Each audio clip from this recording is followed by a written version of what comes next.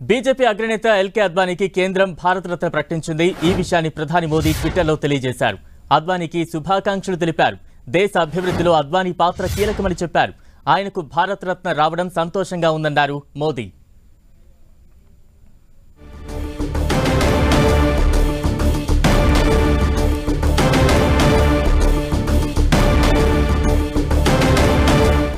BJP అగ్రనేత LK అద్వానీకి కేంద్రం భారతరత్న ప్రకటించింది.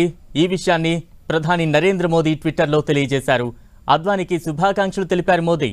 దేశ అభివృద్ధిలో అద్వానీ పాత్ర కీలకమని చెప్పారు. ఆయనకు భారతరత్న రావడం సంతోషంగా ఉందన్నారు ప్రధాని మోదీ.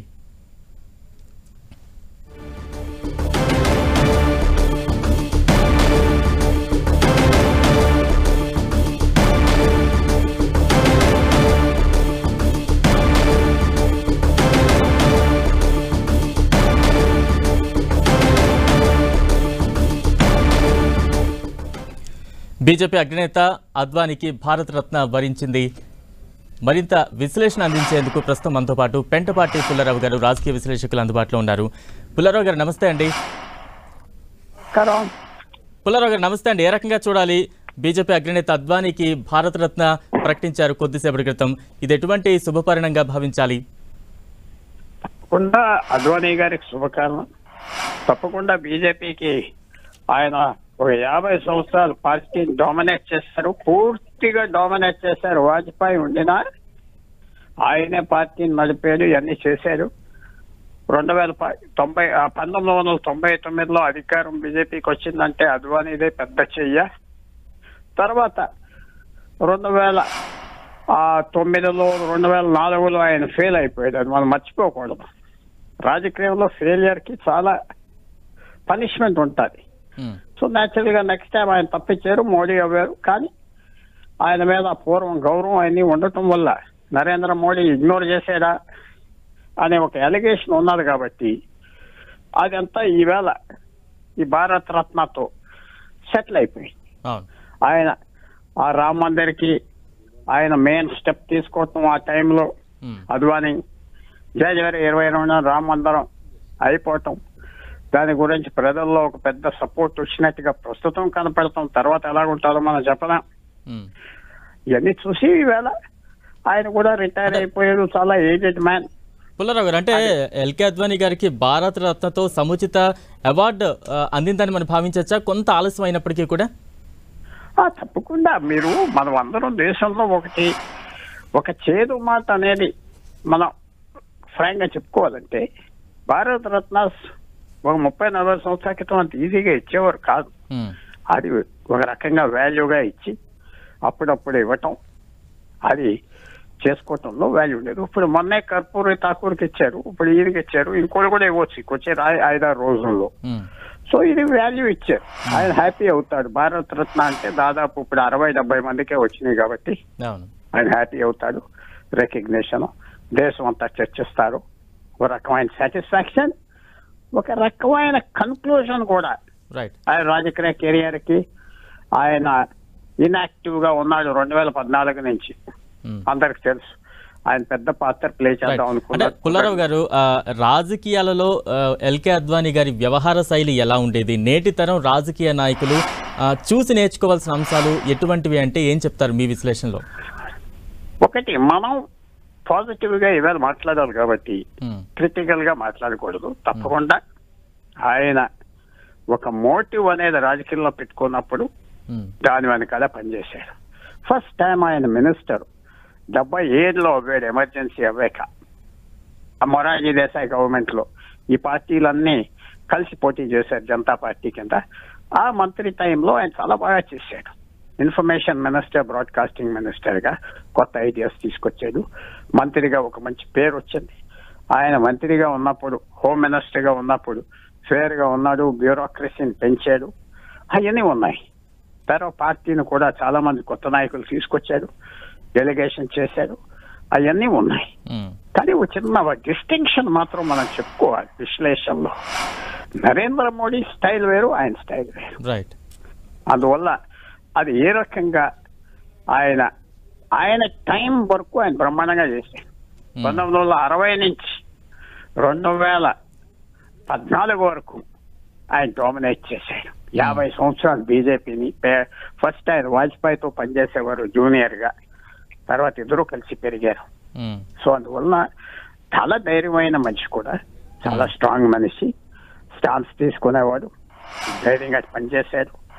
చాలా ఉన్నాయి గుణాలు ఆయనలో చేసుకోవాల్సింది. కానీ మనం ఈవేళ పాలిటిక్స్ లో కొత్తది ఏంటంటే Narendra Modi style. 24 politics, family లేకుండా పనిచేయటం, మమతా బెనర్జీ లాగా, నవీన్ పట్నాయక్ లాగా ఇలాంటి వాళ్ళదే ఫ్యూచరా అంటే అది కనపడుతుంది. ఫుల్ టైం డివోషన్ పాలిటిక్స్ కి. నరేంద్ర మోడీ మోడల్, అద్వానీ మోడల్ ఇంకా సాఫ్ట్వేర్ మోడల్ అని అనుకోవచ్చు. సో తప్పకుండా నేర్చుకునేది ఉన్నది. కానీ ఫ్యూచర్ కి అస్తమానం పరిస్థితులు మారిపోతూ ఉంటాయి కాబట్టి అడ్జస్ట్ అవుతూ ఉండాలి. ఫ్యూచర్ లీడర్షిప్ కి పాత పనిచేస్తాయంటే ఎస్, ఉదాహరణగా గాంధీ గారి నుంచి అందరి నుంచి మనం చూసుకుని నేర్చుకోవచ్చు. అద్వానీ గారు ఆయన రోల్ రామ్ మందిర్ లో ఆయన రోల్ తప్పకుండా హిందుత్వ, హిందూ ఓట్స్, అందరూ హిందూస్, అందరూ పనిచేయాలి, మనకి చరిత్ర ఉన్నది అని చెప్పుకోవటం, మన చరిత్రను మొదలు తీసుకురావటం, గొప్ప సేవ చేశాడు. అది మనం తగ్గించటం కష్టం. ఆ రోజుల్లో ఆ స్టాండ్ తీసుకున్నందుకు చాలా మంది ఆశ్చర్యపోయారు. ఓట్లు పడవేమో ఏంటో అంటే ఆయన చూపెట్టింది ఏంటంటే, ఈవేళ మీరు అడిగిన ప్రశ్నకి wall street journal, New York times లో కొన్ని ఆర్టికల్స్ వచ్చినాయి. వాళ్ళు ఏమన్నారంటే కాంగ్రెస్ పార్టీ వాళ్ళు ఇంత హిందూ ఫీలింగ్ ఉన్నది, ఇంత కాస్ట్ మీద మర్యాద ఉన్నది అనుకోలేదు. అదే అద్వానీ మనకు మొదలు తీసుకొచ్చాడు, జ్ఞాపకం చేశాడు.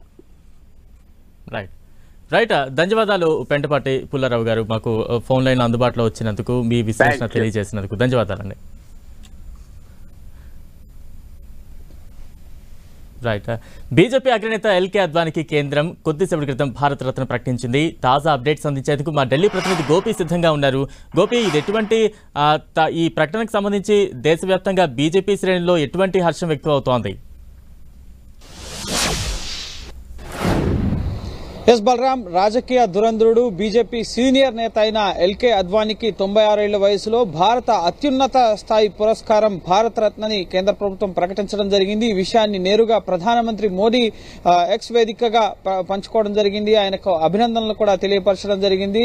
బీజేపీ శ్రేణుల్లో, ఆర్ఎస్ఎస్ శ్రేణుల్లో హర్షాతిరేకాలు వ్యక్తమవుతున్నాయి. లాల్ కృష్ణ అద్వానీకి భారత అత్యున్నత పురస్కారం, ముఖ్యంగా మొదటిసారి మోడీ ప్రభుత్వం అధికారంలోకి వచ్చిన తర్వాత 2015లో భారత అత్యున్నత రెండో పురస్కారమైన పద్మ విభూషణ్తో ఆయన్ని సత్కరించడం జరిగింది.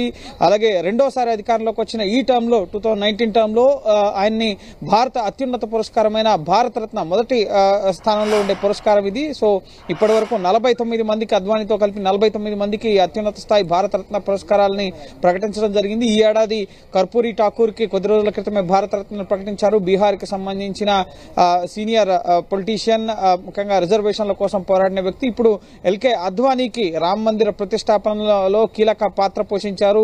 రాజకీయ దురంధరుడిగా, ముఖ్యంగా బీజేపీ జనసంఘ్లోనూ, ఆ తర్వాత బీజేపీలోనూ అనేక పదవుల్లో, ముఖ్యంగా పార్టీకి అలాగే దేశానికి సేవలు అందించిన వ్యక్తి, భారత ఉప ప్రధానిగా పనిచేసిన వ్యక్తి, 7 సార్లు లోక్సభకు ఎన్నికైన వ్యక్తి, అలాగే రాజ్యసభలో కూడా ఎంపీగా పనిచేశారు. 54 ఏళ్ల రాజకీయ జీవితం, అనేక పదవుల్లో ఆయన 5 దశాబ్దాల పాటు తన సేవని కొనసాగించారు ఈ దేశానికి. ముఖ్యంగా రామ మందిర ఉద్యమంలో, రామ జన్మభూమి సంబంధించిన పోరాటంలో ఇటు సోమనాథ్, గుజరాత్ సోమనాథ్ ఆలయం నుంచి ఇటు అయోధ్య వరకు 35 రోజుల పాటు రథయాత్ర చేశారు. ఆ తర్వాత అరెస్ట్ అయ్యారు. సో దేశ రాజకీయాల్లో ఒక కీలకమైన వ్యక్తి ఎల్కే అద్వానీ. 2009 జనరల్ ఎలక్షన్స్ లో ప్రధాని క్యాండిడేచర్ గా కూడా ఆయన పనిచేసిన పరిస్థితి.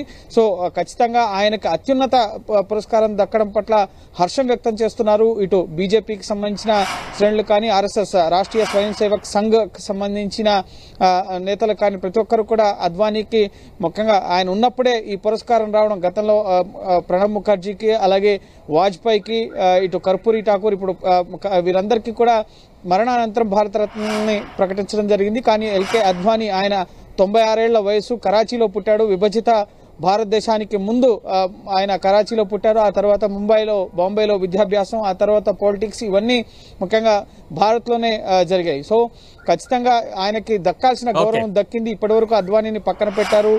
సీనియర్ నేతలు మురళీ మనోహర్ జోషి కానీ అద్వానీ కానీ ఇటువంటి వారి సేవలన్నింటినీ కూడా పక్కన ఉంచేశారు. ఒక రాజకీయంగా ఒక క్యాప్ విధించడం జరిగింది. 75 ఏళ్ల వయసు ఉన్న వాళ్ళు పక్కకు వెళ్ళాలి అని చెప్పి ఒక క్యాప్ విధించి సీనియర్లను పక్కన పెట్టారన్న ఒక చర్చ ఏదైతే ఉందో దానికి కూడా చెక్ పెట్టే విధంగా అత్యున్నత స్థాయి పురస్కారం ఆయన గతంలో ఆయన చేసిన దేశానికి చేసిన సేవలను కొనియాడుతూ ఆయన సూచనలు ఎప్పుడు మాకు మార్గదర్శకంగా ఉంటాయని కూడా ప్రధాని మోడీ వెల్లడించడం జరిగింది. సో ప్రస్తుతం బీజేపీ శ్రేణిలో కానీ దేశవ్యాప్తంగా సంఘ్ సేవల్లో అలాగే సీనియర్ రాజకీయ నాయకులు ప్రతి ఒక్కరు కూడా అద్వానీకి ఈ భారతరత్న ప్రకటించడం పట్ల హర్షం వ్యక్తం చేస్తున్నారు. Right, thank you Gopi.